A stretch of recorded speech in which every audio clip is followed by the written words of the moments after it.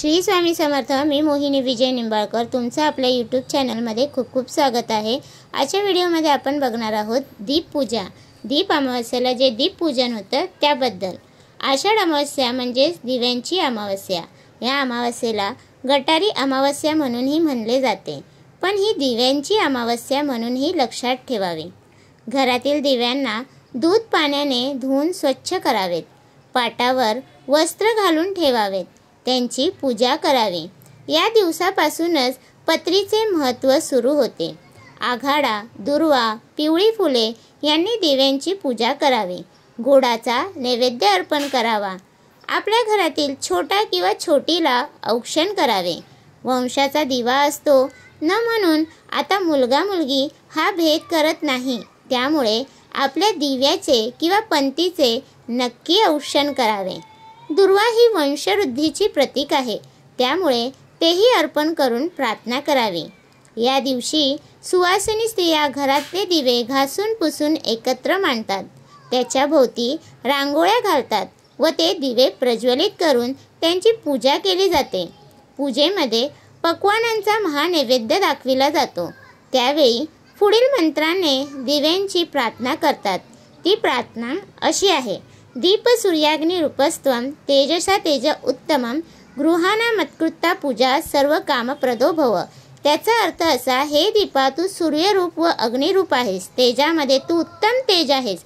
माझ्या पूजेचा तू स्वीकार कर आणि माझ्या सर्व इच्छा पूर्ण कर। त्यानंतर दिव्यांची कहाणी ऐकली जाते। आयुरारोग्य व लक्ष्मी यांची फलप्राप्ती यामुळे होते, असं धार्मिक ग्रंथात सांगितले आहे। या पूजा व्रताची कथा खालील प्रमाणे सांगितली आहे। तर आता आपण कथा जाणून घेऊया।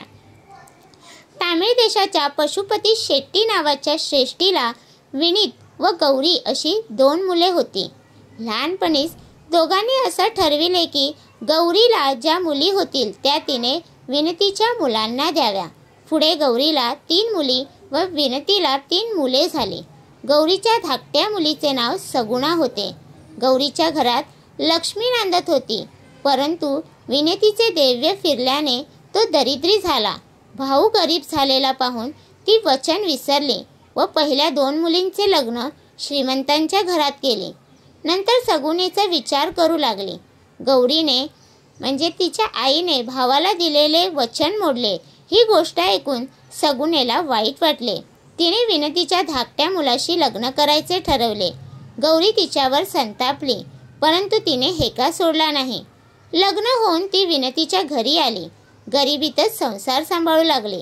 एके दिवशी त्या नगरचा राजा स्नानासाठी गेला असता त्यांची रत्नजडित अंगठी जी कट्ट्यावर ठेवली होती ती एका घारीने उचलून नेली।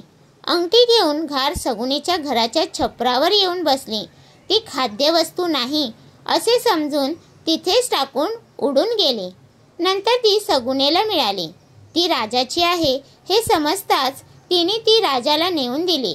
राजाने प्रसन्न होऊन तिला बक्षीस दिले व अजून काही हवे तर माग असे सांगितले।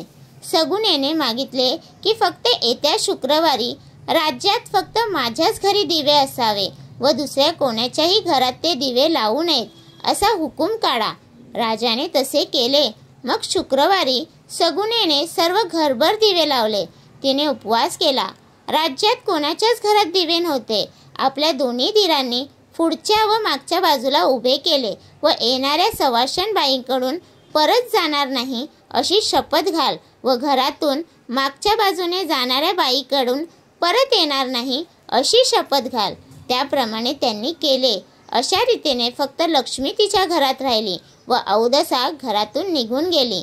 या घटनेमुळे सगुणेच्या घरात लक्ष्मी कायमची राहिली व घरात धनधान्य खूप झाले। राज्यातले लोक सगुणेला लक्ष्मीचा अवतार मानू लागले। अशी ही कथा दीप अमावस्येसाठी सांगितली आहे। तर तुम्हाला हा माझा व्हिडिओ कसा वाटला प्लीज कमेंट करून नक्की सांगा। व्हिडिओ आवडल्यास लाईक करा, कमेंट करा आणि शेअर करायला विसरू नका। आणि तुम्ही अजूनपर्यंत आपल्या चॅनलला सबस्क्राईब केला नसेल तर प्लीज जाऊन चॅनलला सबस्क्राईब करा, कारण आपल्या चॅनलवरती तुम्हाला माहितीपूर्वक व्हिडिओ भेटतात। तर भेटूया उद्या नवीन एका व्हिडिओसोबत। श्री स्वामी समर्थ।